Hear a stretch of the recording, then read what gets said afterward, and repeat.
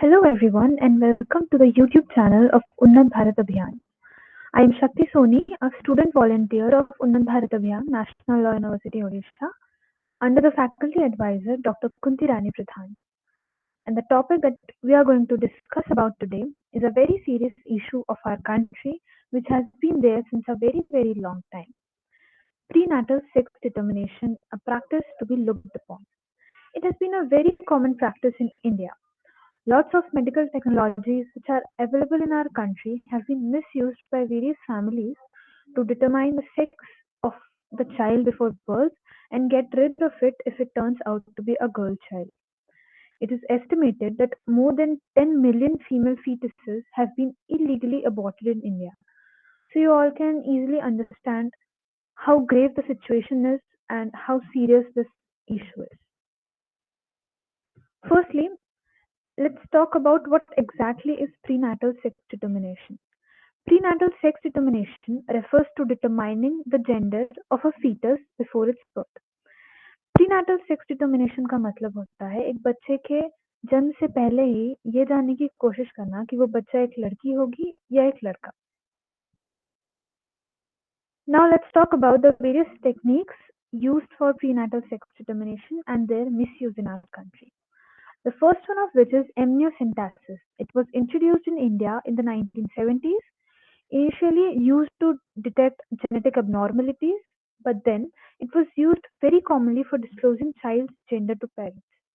Amniocentesis नाम की तकनीक हमारे देश में 1970 के दशक में आई, जिसका इस्तेमाल शुरुआत में बच्चे की सेहत जानने के लिए किया गया, बट धीरे धीरे उसका इस्तेमाल यह जानने के लिए किया जाने लगा कि जो बच्चा है वो एक लड़का होगा या एक लड़की. The second technique is ultrasound.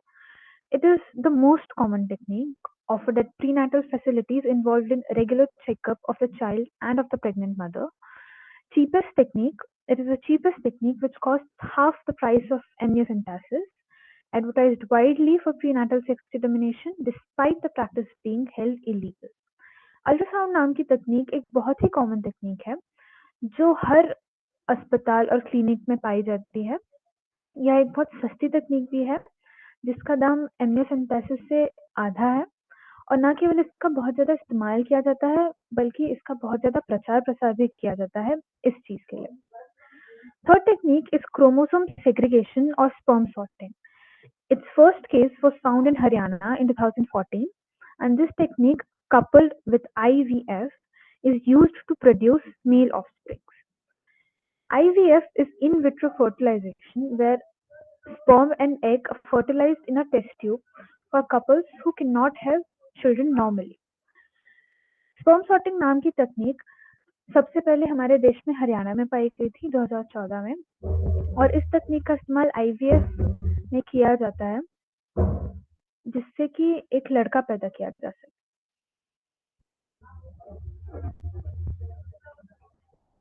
Here we have some statistics about sex selective abortions in our country.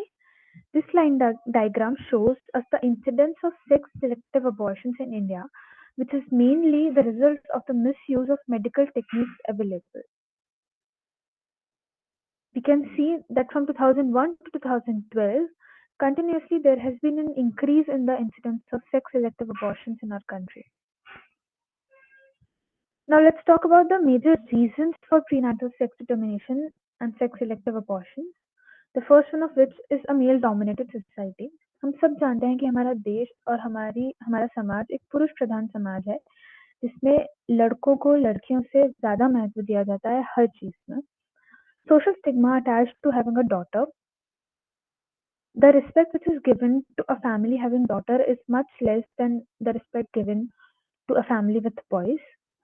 Difficulty in affording a dowry. Dowry is another menace of our society, Indian society, which we all are aware of, in which the family of a girl gives some amount of money or some luxurious items or materials to the family of the boy during their marriage. दहेज प्रथा से हम सब अवगत हैं और यह एक बहुत बड़ा कारण है इस प्रथा के लिए. Illiteracy of the family as well as the pregnant mother is of vital importance here. Cultural norms which value male child more than a female child. familial propagation, security for the elderly, labor provisions, etc. Boys are generally considered to be more capable of earning, they're considered more strong, and they are also expected to take care of their older parents, which girls are not because they're married off and sent to a different home. Boys are also required and wanted in order to continue the family lineage. एक परिवार लड़का इसलिए चाहता है ताकि वह परिवार के लिए कमा सके, कुछ कर सके, बूढ़े माँ बाप का ख्याल रख सके और अपने परिवार के वंश को आगे बढ़ा सके. Believe that female children are inherently less worthy.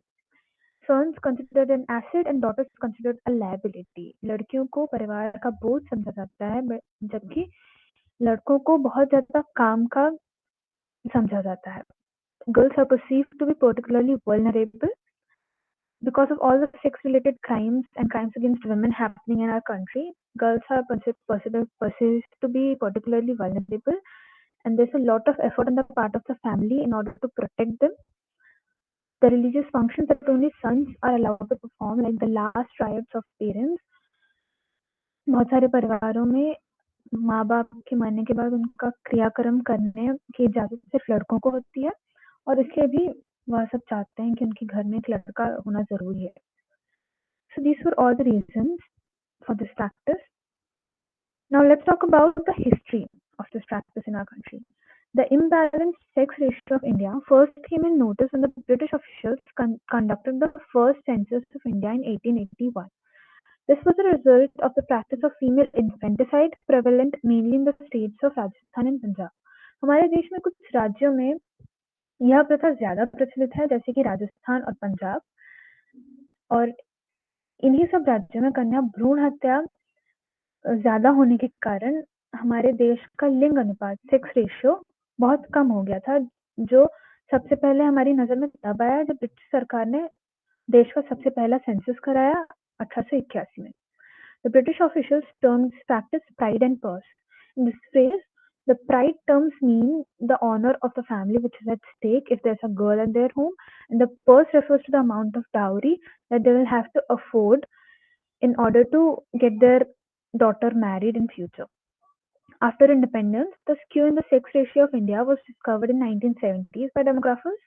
During this time, the concept of sex ratio at birth was discovered in India.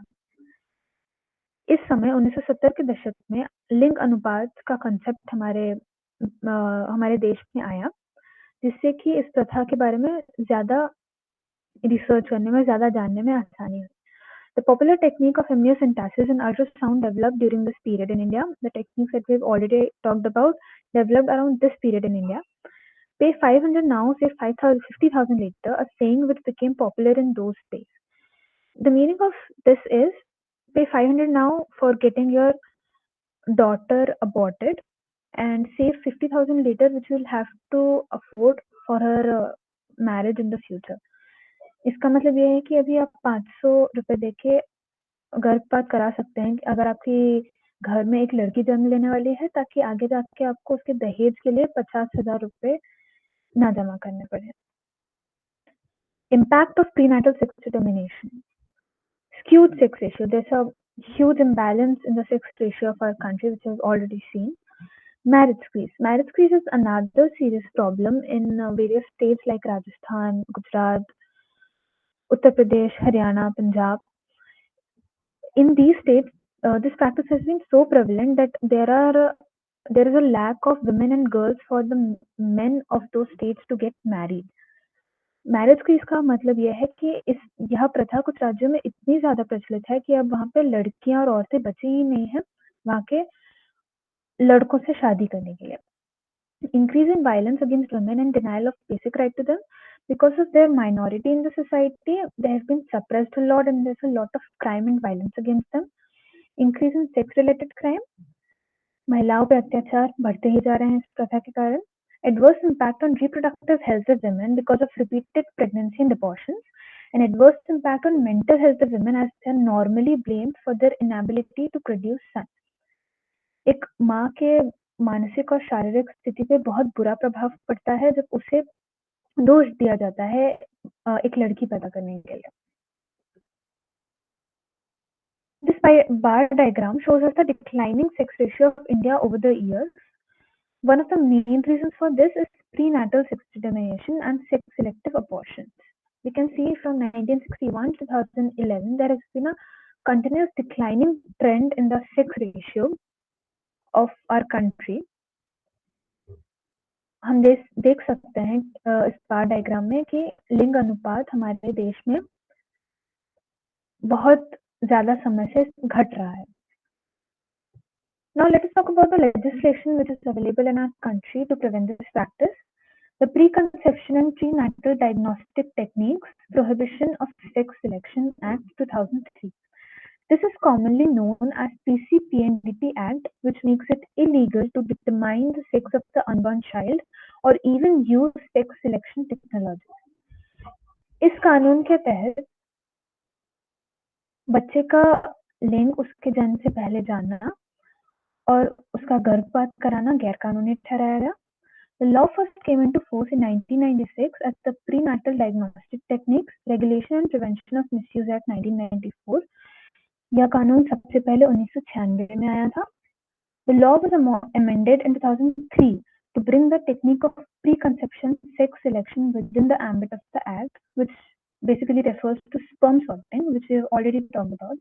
2003 में इस कानून में एक अमेंडमेंट हुआ था जिसके तहत स्पर्म सॉर्टिंग टेक्निक को भी इसके अंदर लाया गया और उसे भी गैर कानूनी ठहराया गया. The law not only prohibits determination and disclosure of the sex of the fetus, but also bans advertisements related to preconception and prenatal determination of sex. इस कानून के तहत न ही केवल बच्चे का लिंग पता करना गैर कानूनी है, बल्कि इसके बारे में और इन तकनीकों के बारे में प्रचार प्रसार करना भी गैर कानूनी ठहराया गया है. According to the Act, ultrasound clinics, genetic counseling centers, and genetic laboratories cannot be used for conducting prenatal diagnostic techniques except for detecting abnormality. बच्चे की सेहत पता करने के अलावा और किसी भी चीज के लिए अल्ट्रासाउंड और अलग बाकी तकनीकों का इस्तेमाल नहीं किया जा सकता. It's mandatory for all ultrasound facilities to be registered and for medical practitioners to maintain records of every scan done on pregnant women. So these are the provisions of the legislation. Now let's talk about what we as individuals can do to stop this practice. We can create awareness about gender equality. We can increase the literacy of the family and especially of the pregnant mother.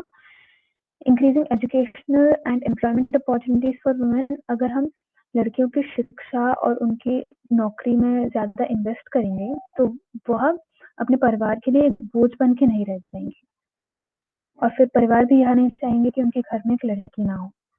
Preventing sex-related and other crimes against women, putting a stop to dowry practice, which is very, very important, making pregnant women aware of their rights, proper implementation of the PCPNDT Act, which we have talked about, and regular surveys of clinics and hospitals. Now let us talk about specifically the state of Odisha regarding this practice. The sex ratio at birth in Odisha in 1920 stood at 944 as against 941 in 2011 and 953 in 2001. Odisha में भी लिंग अनुपात 2001 से 2019 तक गिरता हुआ दिख रहा है हमें यहाँ. The nagging concern is in 9 districts which had a sex ratio at birth which is lower than the 2011 census figures. 9 जिलों में यह प्रथा ज्यादा गंभीर है और लिंग अनुपात 2011 के कंपैरिजन में ज्यादा कम है और वो 9 जिले हैं बौद्ध, Cuttack, Dhenkanal, Gajapati, Jagatsinghpur, Khordha, Malkangiri. Medical children die due to sex discrimination in the state. Besides sex discrimination, female feticide is another prime reason behind the dip in the sex ratio at the birth in this district. लिंग अनुपात के कम होने का कारण यहाँ पे लड़का और लड़की में भेदभाव तो है ही और इसके अलावा कन्या भ्रूण हत्या भी एक बहुत बड़ा कारण है.